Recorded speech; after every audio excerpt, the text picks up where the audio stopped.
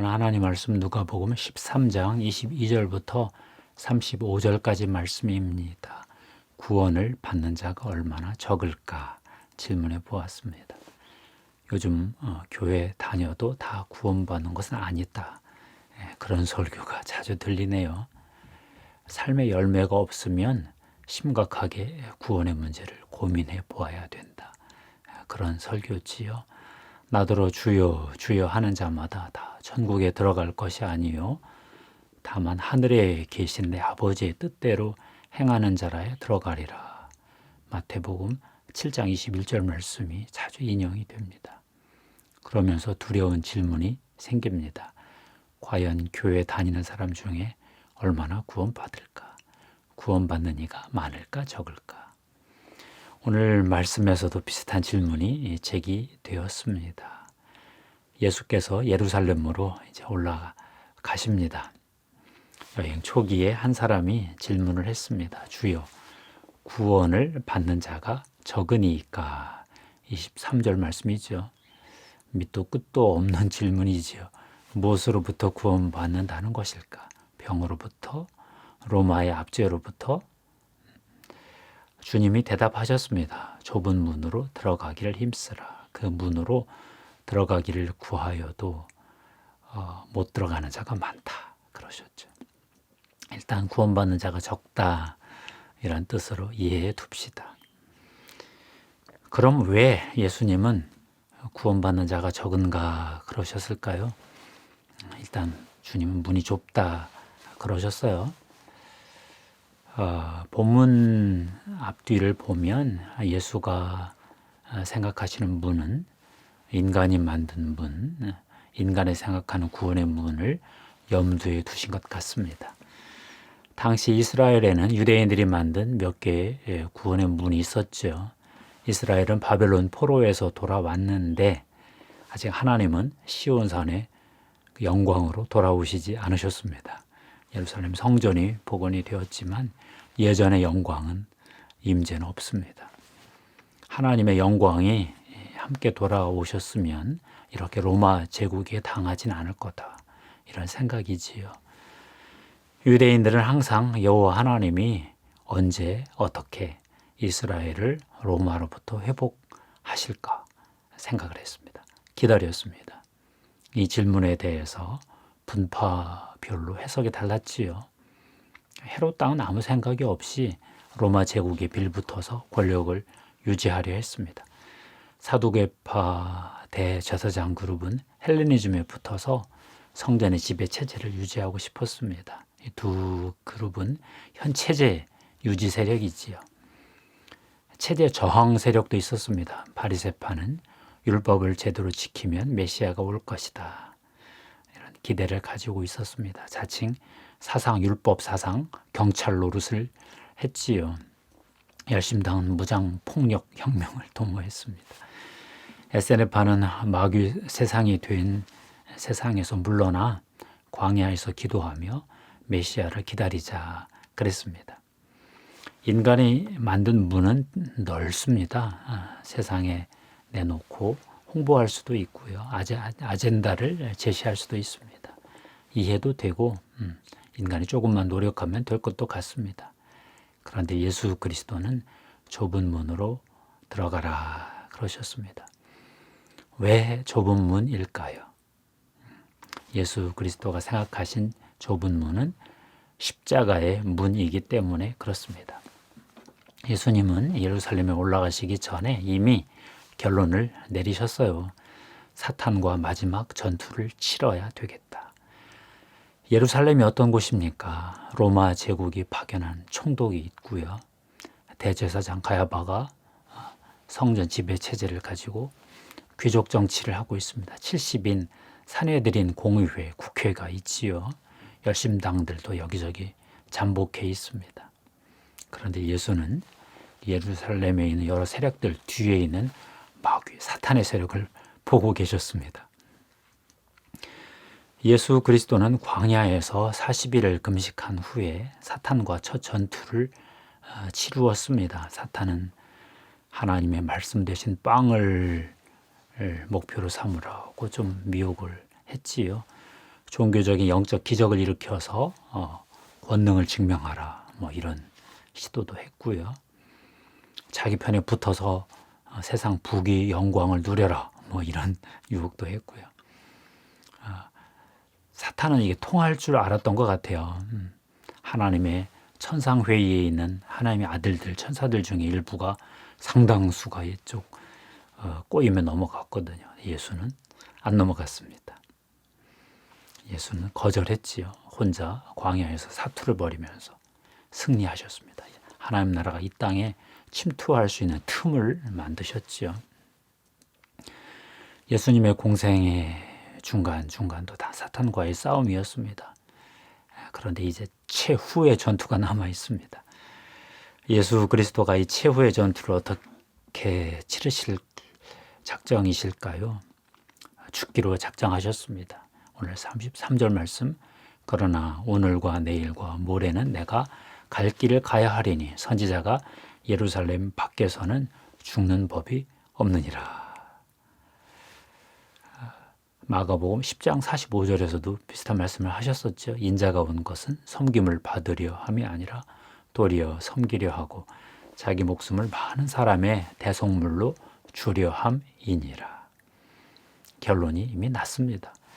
병 고치고 귀신 쫓고 풍랑을 잠재우고 오병이어 기적을 일으키고 이것으로는 해결이 다 안 되는 것을 아셨습니다. 마지막 결전 최후의 어떤 전쟁이 남았습니다. 사탄은 예수를 십자가에서 죽이면 끝날 줄로 알았습니다. 자기가 할 수 있는 모든 방법을 동원해서 예수를 십자가로 몰아갔습니다. 예수님도 십자가를 향하여 걸어가셨습니다. 같은 십자가였지만 생각이 달랐습니다. 사탄에게는 세상 권세를 지키는 그런 방법이었고 예수는 이 땅에 하나님 나라를 임하게 하는 그런 수단이었습니다. 사탄은 십자가를 통한 하나님의 구원 계획을 전혀 몰랐던 것 같아요. 알았으면 못 박지 않았겠죠. 이제 우리는 십자가라는 좁은 문을 통과하여 성령의 시대, 교회의 시대를 살고 있습니다. 우리 시대는 어떨까요? 우리 시대에는 구원받는 자가 많을까요? 적을까요? 대답은 yes and no 두 가지 다인 것 같습니다. 먼저 아니요부터 살펴볼까요? 교회는 2000년 동안 엄청난 성취와 성공을 거두었습니다. 초대교회는 유대교 박해와 로마 제국의 박해를 이겼고 로마 제국을 정복했습니다. 중세교회는 게르만 야만족들의 침략을 물리치고 유럽 문명을 건설했습니다. 기독교 개신교 교회는 중세교회의 타락을 극복하고 복음주의 부흥운동을 일으켜서 근대 서구 문명의 한 축을 담당했습니다. 20세기 교회는 서구 교회의 경계를 넘어서서 아프리카, 남미, 아시아 일부 지역의 세계 기독교, 남반구 중심의 세계 기독교를 건설했습니다. 역사상 이것보다 더 큰 성공 스토리는 없습니다. 기독교는 분명 큰 성공을 거두었죠. 그런데 또 한 가지 대답이 있습니다. 예라는 대답이 있습니다. 교회 다녀도 구원받는 자가 적을 수 있습니다. 교회가 세계 기독교가 되었다고 그래서 내 구원의 문제가 저절로 해결되는 것은 아닙니다. 같은 교회를 다녀도 구원받는 사람이 있고 구원 못 받는 사람이 있습니다. 어거스틴이 교회 안에 밀과 가라지가 같이 있다 이런 말을 하셨죠. 예수 믿으면 구원받는다는 교리로 자동으로 구원받는 것은 아니고요. 예수 그리스도를 통해서 하나님과 어떤 영적인 관계가 형성되어야 구원이지요. 교회 다녀도 믿지 않는 교인도 많습니다. 꼭 다른 종교 시설 다니는 그런 태도로 교회 다니는 분도 많고요. 여전히 율법주의, 내가 이만큼 섬겼으니 하나님 이만큼 보상해 주시오. 뭐 이런 분도 꽤 있어요. 요즘 한국 사회에서 기독교의 영향력이 최저 수준입니다. 코로나 때문에 교회발 뭐 이런 얘기가 너무 뉴스에 많이 들리죠. 해방 이후부터 미군정 이승만 대통령, 박정희 대통령이 다스리던 70년대까지는 교회가 한국 사회에서 숫자는 작았지만 영향력이 상당했습니다. 근대화를 이루는데 기독교가 큰 기여를 했지요. 문제는 80년대부터 민주화 운동이 싹트면서 교회가 엘리트 지식층으로부터 좀 욕을 먹기 시작을 했지요. 그러다가 지금은 대중들로부터도 꽤 조롱을 받는 형국입니다. 이런 시대 우리 교회는 어떻게 해야 되겠습니까? 방법이 없습니다. 예수 그리스도의 십자가라는 좁은 문을 통과한 다음에 십자가의 좁은 길, 그 좁은 제자도의 삶을 사는 것 외에 길이 없어 보입니다. 그래도 지금은 조롱의 시대이지 박해의 시대는 아니잖아요. 예수 믿는다고 죽이지는 않으니까. 이러한 때 우리 이제 교회는 소수파가 되었습니다. 언론의 비난, 조롱을 그냥 감수하고 살 수밖에 없는데, 이럴 때 우리는 두렵고 떨림으로 하나님 나라의 선행을 보이면서 사는 삶을 살아야 되겠어요. 구원받는 자가 많다 적다 이런 논쟁을 넘어서서 구원을 받는 자의 삶이 이런 삶이다 하고 조금 보여줘야 될 것 같아요. 예를 들면 성공을 해도 자랑하는 삶, 교만한 삶이 아니라 청지기의 삶 이런 걸 살아야 되겠죠. 성공을 못해도 자족하는 삶을 보여줘야 되겠죠. 고난이 있어도 웃는 얼굴이 나타나야 되겠지요. 어떤 자리에 있든지 섬김의 길을 갔으면 좋겠습니다. 주를 섬기듯 직장 상사를 섬기고 주님처럼 내 아랫사람들 섬기고, 그 길밖에 보이지 않네요. 기독교 후기 사회, 포스트 크리스텐덤이라고 보통 그러죠. 기독교의 영향력이 사회에서 없어진 사회. 이런 때는 우리가 복음으로 진검승부를 할 수밖에 없습니다. 예수가 사시던 방법, 초대교회에서 성공했던 방법을 이 시대에 제안할 수밖에 없겠습니다. 최근에 한 신학생과 줌으로 상담을 좀 했습니다. 가정에서 아버지 문제로 고민이 많았고 지금도 자기가 심리적으로 문제가 많다 하면서 자기는 알코올릭 어나니머스, 알코올 중독자 모임에 참여한다고 합니다. 그러면서 한국 사회에 있는 중독자들의 그 자조, 스스로 자기를 돕는 모임 얘기를 쭉 하시더라고요. 1시간 동안 이 이야기를 들어주면서 미래 기독교는 저런 모습일 수도 있겠다. 병원에서도 포기하고 어떤 상담실에서도 안 되는 사람들이 모이는 거예요. 그러면서 예수 그리스도 안에서 모여서 섬깁니다.